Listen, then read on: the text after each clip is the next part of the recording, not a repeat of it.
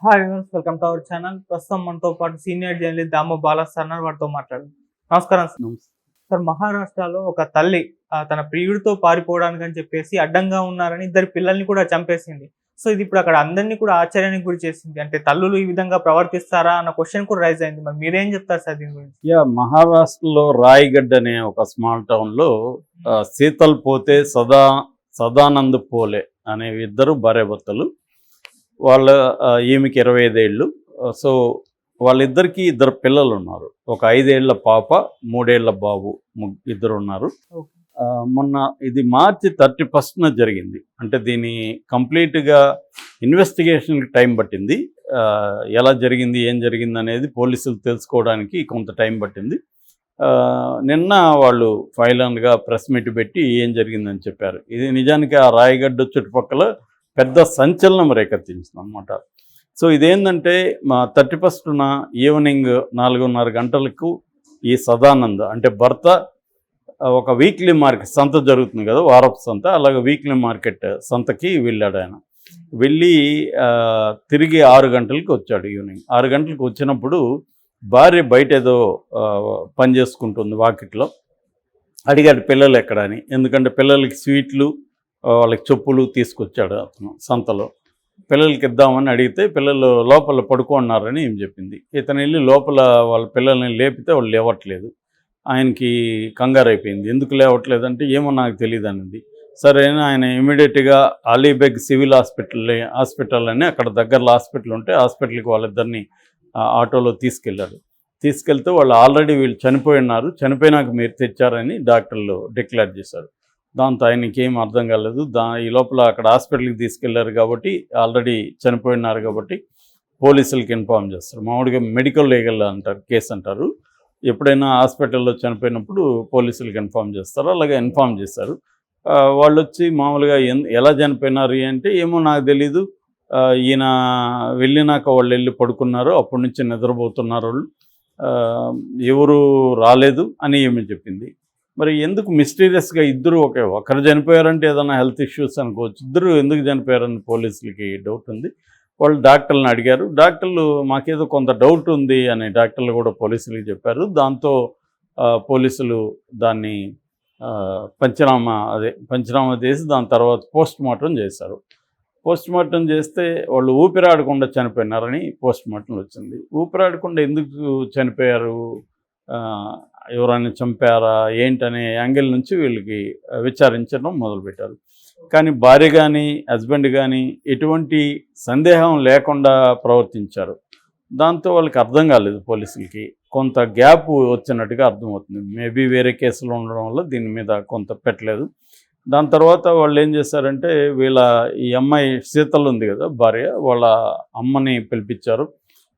వాళ్ళ అమ్మ కూడా మంచిగానే ఉంది, మా పిల్లల్ని బాగానే చూసుకున్నారు, కూతురు అల్లుడు ఇవన్నీ చెప్తున్నారు. సో ఇది ఒక మిస్టీరియస్ లాగా అయిపోయింది. దాని తర్వాత వాళ్ళకి డౌట్ ఏమొచ్చిందంటే ఫోన్లు తీసుకుందామని ఇద్దరు భార్యాభర్తల ఫోన్లు చెక్ చేశారు. ఆ కాల్ రికార్డింగ్ అవన్నీ చూశారు.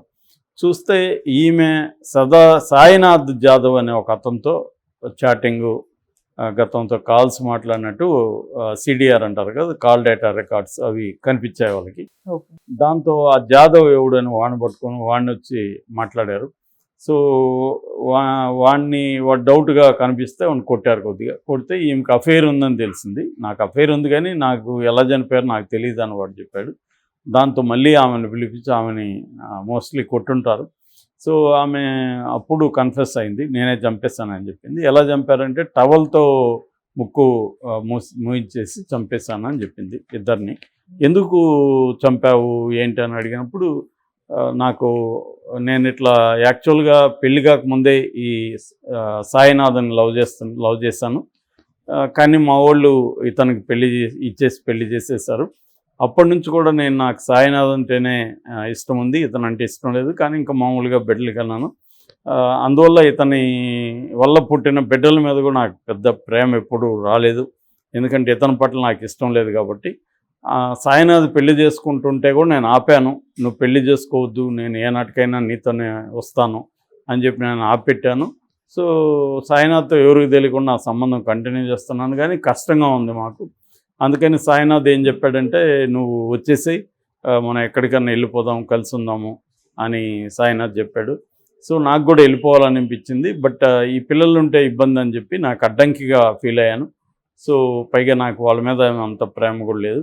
దాంతో నేను టవల్తో వాళ్ళని, ఇతను వెళ్ళినప్పుడు నాకు మంచి టైం దొరికింది, దాంతో టవల్తో ముందు కూతుర్ని చంపేశాను, తర్వాత కొడుకుని చంపాను అనేది ఆమె పోలీసులు దీంట్లో కన్ఫ్యూస్ అయింది. ఇప్పుడు ఆమెను ఆ అబ్బాయి సాయినాథన్ ఇద్దరిని అరెస్ట్ చేసి జైలుకి పెట్టారు. ఇది బేసిక్గా జరిగింది. అయితే ఇటువంటివి మనం యాక్చువల్గా ఇది మొదటిది కాదు, చాలాసార్లు ఆల్రెడీ చెప్పుకున్నాం. కరెక్ట్గా ఇదే కారణంతోనే మనం ఎక్కువసార్లు హైదరాబాద్లో కూడా ఒక కూతురుని చంపేసింది ఆ మధ్య, మొన్న కూడా ఒక కూతురుని చంపింది. ఇలాగా అట్లాగే ఒక తండ్రి కూతురు బ్లేడ్తో గొంతుకోసి చంపేశాడు కారులో. సో ఇలాగా చిల్డ్రన్ని పేరెంట్సే చంపేస్తున్నారు. ప్రధానంగా ఇక్కడ మనం చెప్పుకునే టాపిక్ ఏంటంటే, మదర్స్ ఎందుకు తమ చిల్డ్రన్ని చంపుతారనే దాని మీద వరల్డ్ సైకాట్రిక్ అసోసియేషన్, WPA అంటారు, వరల్డ్ సైకాట్రిక్ అసోసియేషన్ వాళ్ళది వరల్డ్ సైకియాట్రీ అనే ఒక మ్యాగజైన్ ఉంది. ఆ మ్యాగజైన్లో ఒక ఆర్టికల్ వచ్చింది. అదేంటంటే child murders by mothers, patterns and prevention అనేది ఒక ఆర్టికల్. దాన్ని రాసింది వచ్చి Susan Friedman and Philip Resnick అని ఇద్దరు రాశారనమాట. అందులో వాళ్ళు ఏం చెప్పారంటే 5 కారణాలు చెప్తారు వాళ్ళు. తల్లులు తమ పిల్లల్ని చంపడానికి 5 కారణాలని పేర్కొన్నారు వాళ్ళు. 5 కారణాలు ఏంటంటే, అంటే ఇలా తల్లులు పిల్లల్ని చంపడాన్ని ఫిలిసైడ్ అంటారు. ఫిలిసైడ్ మనం పోయిటిసైడ్ అంటాం, అంటే గర్భాల్లో ఉండేదాన్ని. ఇన్ఫాంటిసైడ్ అంటే చిన్నపిల్లల్ని చంపడం. ఫిలిసైడ్ అంటే పిల్లల్ని చంపడాన్ని ఫిలిసైడ్ అంటారు అనమాట. ఈ ఫిలిసైడ్ అంటే తల్లులు పిల్లల్ని చంపడంలో 5 కారణాలు. ఫస్ట్ వచ్చి అల్ట్రూయిస్టిక్ ఫిలిసైడ్ అనమాట. అల్ట్రూయిక్ ఫిలిసైడ్ అంటే వాళ్ళు ప్రేమతోనే చంపుతారు పిల్లల్ని. అంటే ఈ ప్రపంచంలో ఫర్ ఎగ్జాంపుల్ తల్లికి హెల్త్ బాగాలేదు, సో నేను లేకుండా ఈ ప్రపంచంలో వీళ్ళు కష్టాలు పడతారు, సో అని చెప్పి పిల్లల్ని చంపుతారు. పిల్లల మీద ప్రేమ కొద్దీ, అంటే నేను కష్టాలు పడతారేమో పాపం, చంపేస్తే పోతుంది అని చెప్పి వాళ్ళు చంపేస్తారు. దాన్ని అంటే ప్రేమతో చంపుతారు అన్నమాట. అల్ట్రూయిస్టిక్ ఫిలిసైడ్ అంటారు అన్నమాట. లేదు తల్లులు సూసైడ్ చేసుకుందాం అనుకున్నప్పుడు, నేను లేనప్పుడు ఈ పిల్లలు కూడా ఇబ్బంది పడతాము. చాలామంది నేను చూసాను, తెలిసి చాలామంది ఏంటంటే, నేను చనిపోతే నా కూతురును కూడా చంపేస్తాను అనేవాళ్ళు, కొడుకును కూడా ముందు చంపేసి నేను చచ్చిపోతాను అనేవాళ్ళు చాలామంది ఉన్నారు. సో దీన్ని అల్ట్రూయిస్టిక్ ఫిలిసైడ్ అంటారు. రెండవది అక్యూట్లీ సైకోటిక్ ఫిలిసైడ్ అంట. సైకోసిస్ అంటే రియాలిటీకి దూరం అయిపోతారు. రియాలిటీకి దూరం అయిపోయి హెల్యూసినేషన్స్, డిల్యూజన్స్ అంటారు. అంటే భ్రమలు, విభ్రమలు అని తెలుగులో అంటుంటారు. అంటే లేనిది వింటుంటారు. హెల్యూసినేషన్స్ అంటే లేనిది వినడం, లేనిది చూడడం, అవన్నీ జరుగుతుంటుంది. అట్లాగే డిల్యూజన్స్ కూడా, అంటే ఊహించుకోవడం ఏవేవో ఇలాంటివి జరుగుతుంటాయి. ఇలాంటి ఉన్నదాన్ని సైకోసిస్ అంటారు. ఈ సైకోసిస్లో చాలా రకాలు ఉన్నాయి. అంటే బైపోలార్ ఉంది, స్కిజోప్రేనియా ఉంది, వీటన్నిటిని. సో ఇటువంటి అక్యూట్ ఇవి ఎక్కువగా ఉన్నవాళ్ళు ఏంటంటే లేనిపోని ఊహించుకుంటారు, ఏదో వాయిస్ చెప్తుంది, దానివల్ల కూడా పిల్లల్ని చంపేస్తారు అన్నమాట. ఈ సైకోసిస్ ఉన్న మదర్స్, వాళ్ళకి ట్రీట్మెంట్ కానీ జరగకపోతే వాళ్ళకి వాయిసెస్ వినబడుతుంటాయి, ఒక భ్రమల్లో ఉంటారు, రియాలిటీకి దూరం అయిపోతారు. సో అటువంటి దీని మీద, సైకోసిస్ మీద ప్రపంచవ్యాప్తంగా అనేక మంది సైకాలజిస్టులు వర్క్ చేశారు. నాకైతే ఫేవరెట్ లకానియన్ సైకోసిస్, ఆయన సైకో అనాలిసిస్ట్, ఆయన చాలా వర్క్ చేశారు దీని మీద, అది నచ్చుతుంది బేసిక్గా. బట్ ఈ కారణం వల్ల కూడా మదర్స్ చంపేస్తారు. మూడోది fatal maltreatment filicide. Fatal maltreatment filicide అంటే చంపాలనే ఉద్దేశంతో కాదు, వాళ్ళని సివియర్గా వాతలు పెట్టడం, కొట్టడం అవి మదర్స్ చేస్తారు. ఎందుకంటే వాళ్ళకి ఒక్కోసారి ఫ్రస్ట్రేషన్ ఎక్కువ ఉంటుంది పిల్లల పెంపకంలో, వాళ్ళ మీద ఎక్కువ పెంచే బాధ్యత వాళ్ళ మీద ఉంటుంది. తండ్రులు సరిగా పట్టించుకోరు, లేదా తాగుబోతుంటాడు, ఈమె సంపాదించాలి, పిల్లల్ని సాకాలి, భర్త దగ్గర బాధలు పడాలి, సంపాదించే చోట సమస్యలు ఉంటాయి, వర్క్ ప్లేస్లో, ఇలాంటి అనేక ప్రెజర్స్ వల్ల దాన్ని ఎక్కడ చూపించాలో తెలియక పిల్లల మీద చూపిస్తుంటారు. అది ఒక్కొక్కసారి తగలరా అని చోట తగిలి అలా చనిపోతుంటారు. అంటే డైరెక్ట్గా చంపడం కాకుండా, అందుకనే ఫ్యాటల్ మాల్ ట్రీట్మెంట్ అనమాట అది. ట్రీట్ చేయని విధంగా, చేయకూడని విధంగా చేయడం వల్ల జరిగే కాన్సిక్వెన్షియల్ డెత్ అనమాట అది. సో 4వది అన్వాంటెడ్ చైల్డ్ ఫెలిసైడ్ అంట. అన్వాంటెడ్ చైల్డ్ ఫెలిసైడ్ కిందకి ఇప్పుడు ఇది వస్తుంది. అంటే నాకు ఫర్ ఎగ్జాంపుల్ కొంతమంది అమ్మాయిలు పుట్టడం వాళ్ళకి ఇష్టం ఉండదు, అబ్బాయిలే కావాలనుకుంటారు. సో అమ్మాయి పుడితే అమ్మాయి అన్వాంటెడ్గా కనిపిస్తారు వాళ్ళకి.